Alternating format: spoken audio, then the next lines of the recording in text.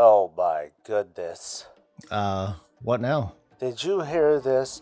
Blizz is literally going to put RNG on damage. Huh? Yeah, I know. So sometimes you'll do more damage, and sometimes you'll do less damage, and it's a 5% difference. Alright, but wasn't this always a thing? No, it went away during the Legion, and now it's coming back. You haven't noticed? No, I don't think this is something that I would notice until you pointed it out. That's okay, you're slow. This is how it works. If I normally do 100 damage, I might do 105 damage, or I might do 95 damage. Alright, so what if you crit? What? Yeah, dude, you have a 5% chance to crit baseline. I mean, that's always been there, and that's a much bigger difference, right? Yeah. Okay, so how are these pluses and minuses going to be a big deal even over just a short period of time? It's a waste of dev time, you Blizzard chill. Uh-huh. Hey, it's Soul, and welcome back to another episode of Warcraft Weekly, the show about a game that I just recently learned is about random numbers. The Shadowlands hype train is picking up steam, and I'd be a little bit more excited if it wasn't for the lag on the beta servers. But this week, we have a new build and raid testing and stuff to show and bitch about. But first, a quick shout out to the Brutosaur party over on Twitch, and to our valued patrons, as well as our newcomer, Jen. She is truly outrageous. Truly outrageous. The other day, Blizzard posted an article to specify what is going away in the Shadowlands pre-patch and what else is going away when the Shadowlands expansion launches. So let's run through that. On the day of the pre-patch, and I want you to imagine, like, the day that you log in, however many months from now, corruption is going to be entirely gone. Done. You are left numb but grief-stricken. The fathomless power of the void that coursed through your veins ripped away like a flayed beast. All that remains is a living corpse, or to be more accurate, just some gray tooltips. It's just, yeah, that's all that's gonna happen. Just as jarring, though, is going to be your level and your item level and your stats taking a total dive thanks to a game-wide squish. Have faith that the next couple of weeks after that are going to be really awkward, but you will still have your Heart of Azeroth and essences to keep you warm at night. So, savor it. More familiar shifts are going to happen, the PvP season is going to end, ahead of the curve and cutting edge will go away. The achievement and reward for completing the Mythic Plus season, that is nailing a 15 on time in every dungeon, will also go away.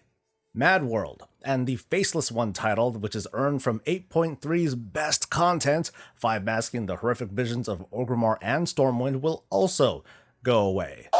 It's the greatest mount known around the game. They gather round folks and shout his name. It's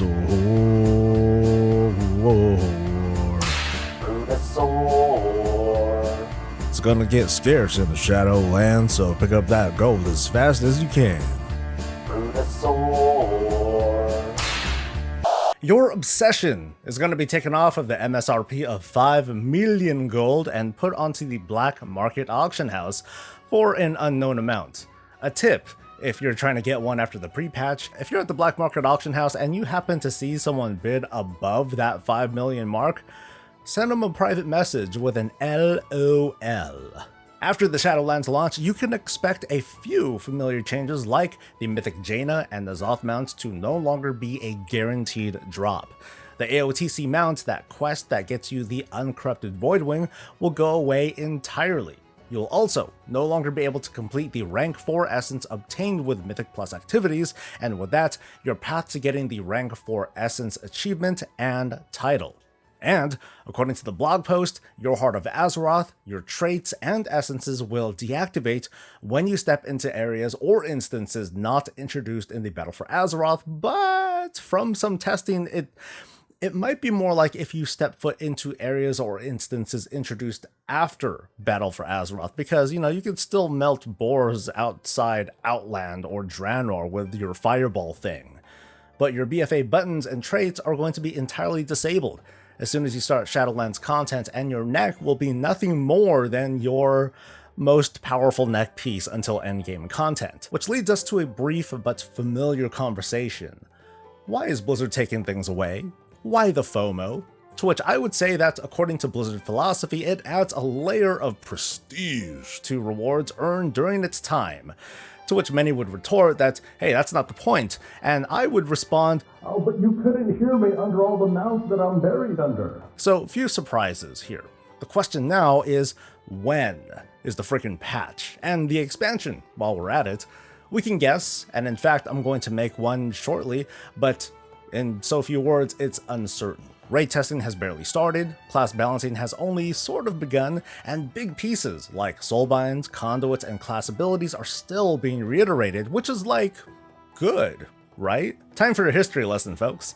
Azerite traits, the first progression system for Battle for Azeroth, was put into test 3 weeks before the beta began, with virtually no iteration done between its introduction and launch, leading to one band-aid system after another. Meanwhile, the systems being juggled around in Shadowlands are all being built from the ground up at the same time, with plans to expand on these as opposed to applying surprise band-aids. Soulbinds have been heavily data mined over the past couple months, but they haven't been available for testing until the start of the Shadowlands Beta last week, which sounds bad, but in my opinion, from a development/tester perspective, soulbinds are easier to mess with and rebalance. And let's put aside the whole Covenant choice thing for just a second. We do need more of these conduit things to test. For example, Paladins don't have any of these potency conduits at all, and there's whatever changes Blizzard wants to make on how to slot them in and out. To their credit, they've given themselves the wiggle room to make changes like this, so yay, whoop-de-doo. But let's get back on track. When is the expansion? Precedent helps us get closer to an answer. The Battle for Azeroth beta began late April of 2018 and lasted for about 2.5 months. The pre-patch was mid-July, and 4 weeks later was the global launch of Battle for Azeroth. If we don't consider the multiple concurrent global catastrophes that could prevent a repeat of this pattern, the pre-patch for Shadowlands will likely be somewhere between early to mid-October, with the Shadowlands launch 4 weeks after the patch. But does this fit? A late October or early November release would mean Season 1 of Shadowlands would begin just before Thanksgiving. And despite a pandemic, we can count on people taking time off. So that would be, pretty catastrophic. Let's try a slightly different approach instead.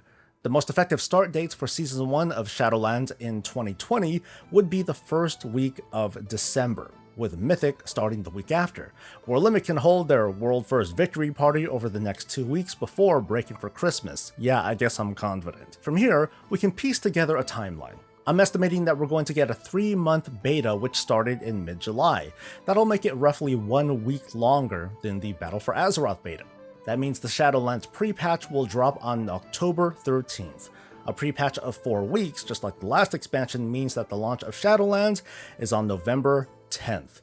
So mark your calendars with a pencil. The schedule seems to fit really snugly together based on past history. It covers everything, and it lines up with the typical holiday schedule. And in my opinion, this is the earliest launch schedule for Shadowlands now that the beta's begun. If it doesn't launch on the 10th of November, they can still safely launch within the first 3 weeks of December before the holiday break, which would likely make the beta a little bit longer, and Season 1 wouldn't start until after the new year. There are a couple of small things to consider, small things, like Cyberpunk 2077, which launches on November 19th, while Sony and Microsoft is going to launch their next generation consoles before the end of the year, with some reports rumoring about that the new Xbox is going to release on November 12th. My money is where it's always been, a mid-November release, or November 10th to be exact, but a December launch window is just as viable. But how about you? Leave your predictions in a comment. There are a few visual goodies in this beta build, like, ooh, there's a Sylvanas model, and ooh, pets, and other pretty stuff, but the standouts for me are these simple, plain-ass weapons. Simple, high-resolution, very clean. This is something that I've wanted, clean and simplistic designs. Obviously, at some point, we long for the ornate or the outright ridiculous, but I just wanted to gush a little bit over some basic models, knowing that I'm going to be like some shirtless Kyrian angel person, something something, and I don't know what weapon I'll use yet. The tireless data miners over at Wowhead have hinted at this a few times, but I wanted to talk about this today: conduit levels. It looks like currently on the beta, the existing conduits have levels that increase their potency, but we don't have a darn clue how it's done. I want to be super clear that since this was data mined, we can't say with any certainty that this is going to be a thing.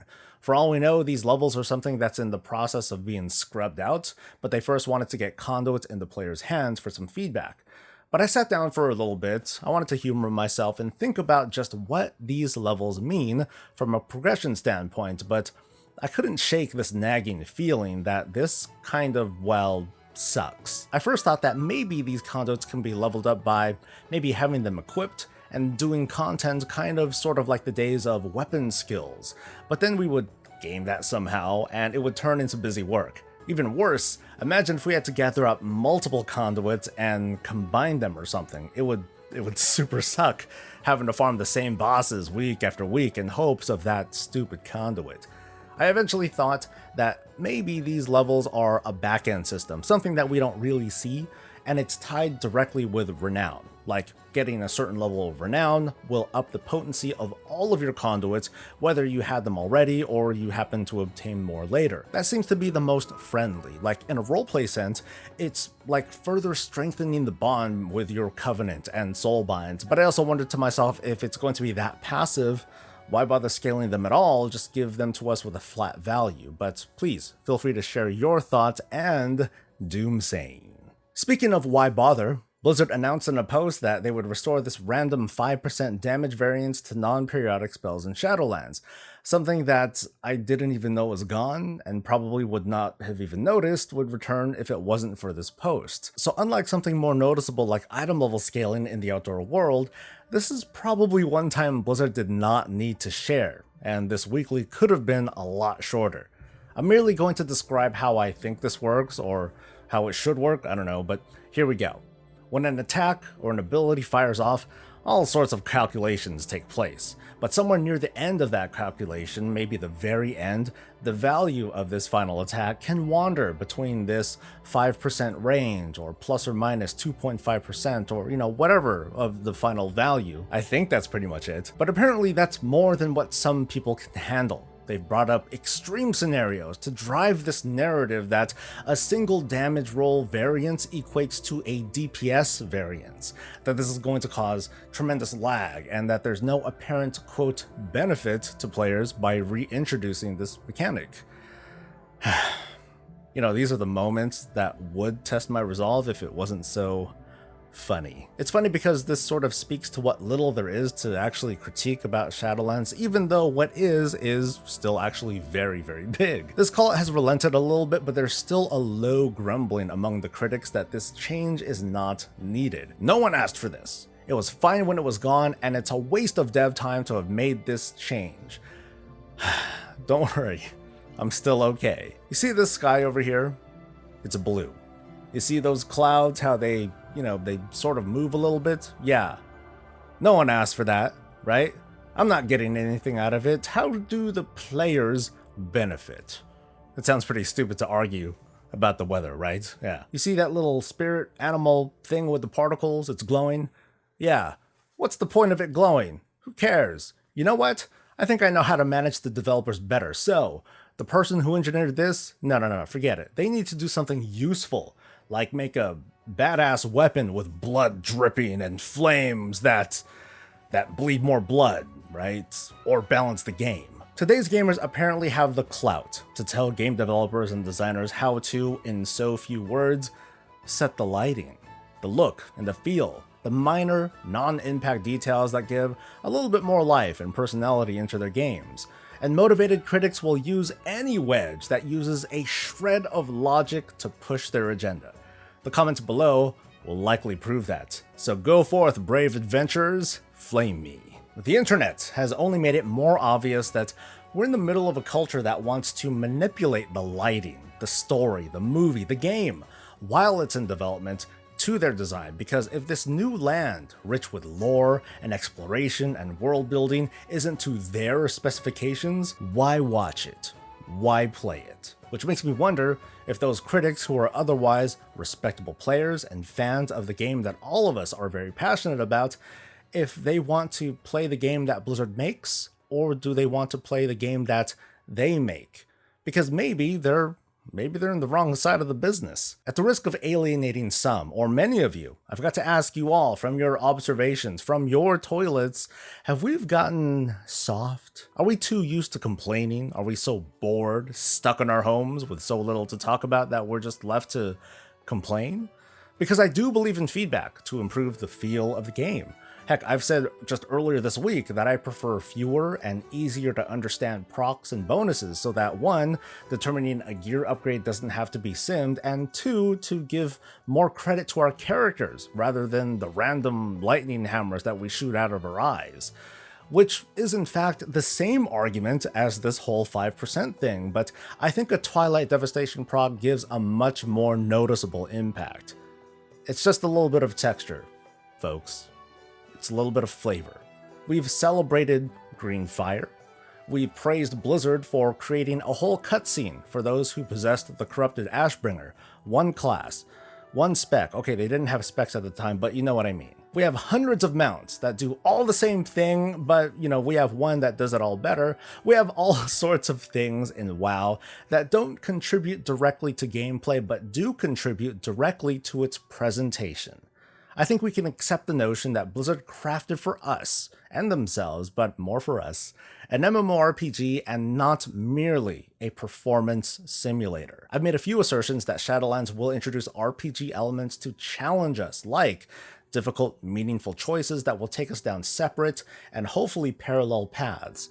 This 5%, though, it is not one of those challenging things. Please, please, folks, turn around, go back to the choice debate, and believe me, we will see each other soon. Critics are telling Blizzard that they shouldn't waste dev time on something like this, which is already done. They're just telling us about this.